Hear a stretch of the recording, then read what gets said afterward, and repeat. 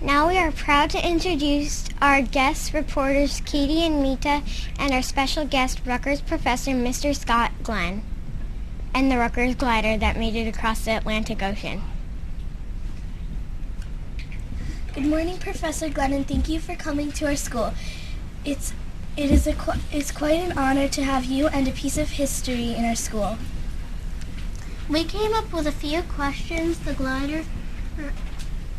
about the glider that we were hoping you could answer for us. The glider has collected a lot of information on its journey. Has your team had a chance to analyze the data yet? If so, what have you learned so far? Well, we certainly haven't analyzed all the data yet, but we've looked at a lot of it. And we know that we've seen ocean eddies that we weren't seeing before, that were masked by the satellites. And so even though we look at the ocean from space and get a very good picture of it, we can't see everything from far, far away. Sometimes you have to go in close with a vehicle like this and use the sensors on it to really find out what's going on in the ocean. We saw a short video clip earlier this week, and it looked like there were quite a few times the glider mission would fail. Oh, yeah. Can you tell us one or two of the most difficult times in the mission? There were several difficult times. Probably one of the most difficult times was when we were in the Azores, and for some reason we could not get this glider to sink.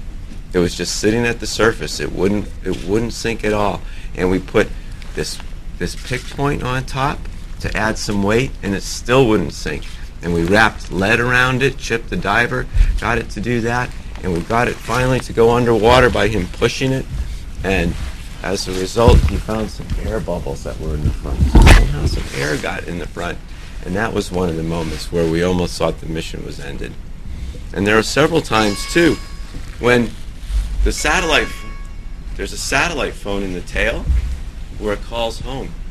And just like if you're kids, you have your cell phone and sometimes it doesn't connect, and the cell phone doesn't call, and so you were worried.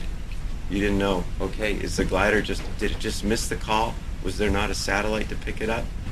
Or was it really lost?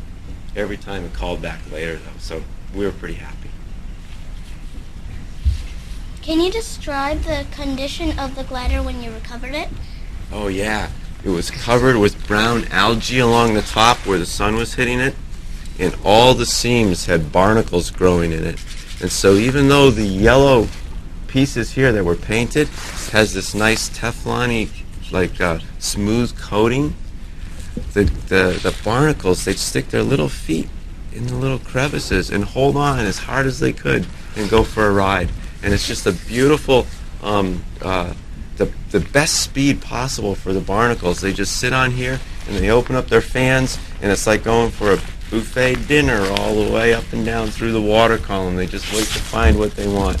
So the barnacles had a great time just holding on with their little feet in all these crevices. One of the nice things when we were over in Spain and recovered it, they gave us barnacles for dinner.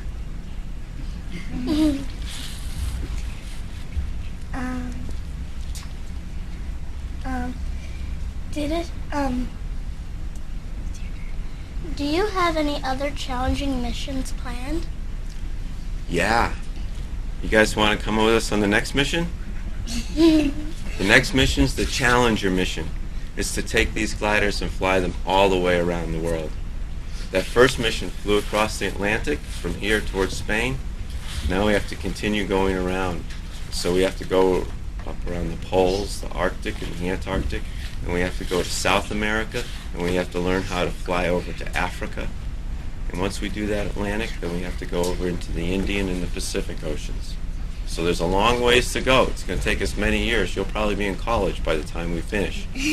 But the next ones is going to be going through the North Atlantic into the South Atlantic, to South America and Africa. So you can come with us on that journey too. Did a shark ever try to bite the glider? Not this one, luckily. RU27 though, yeah, it was hit by a shark for sure, and we've had some others over in Hawaii, but not this one. Luckily, we were worried about that, but we didn't have problems with sharks or with remoras sticking on it this time. like we did last year. We understand there will be a documentary about the mission. When and where can we see it? We expect that the documentary will come out in the fall. So sometime this fall you'll see it on TV. We're not sure which channel yet. It'll be a couple hours long probably, and it'll talk all about the mission from beginning to end. And so we'll make sure you know it, and maybe we'll let you know when there's a special screening of it. I think there might be one sometime, somewhere around here in New Jersey.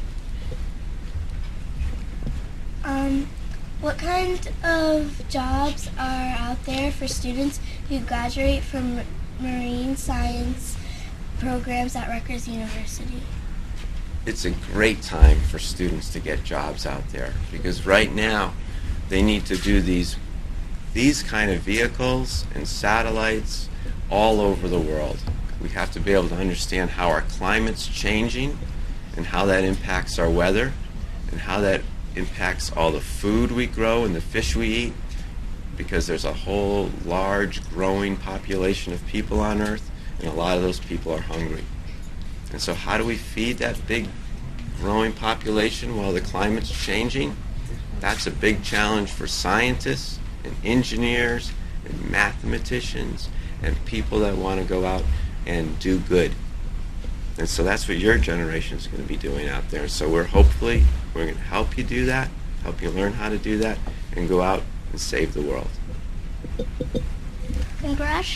Congratulations to you and your team, and thank you so much for visiting our school. We can't wait to see you in Miss Lucas's class. Oh, I can't wait to see Mrs. Lucas' class either. I've been hearing so much about it.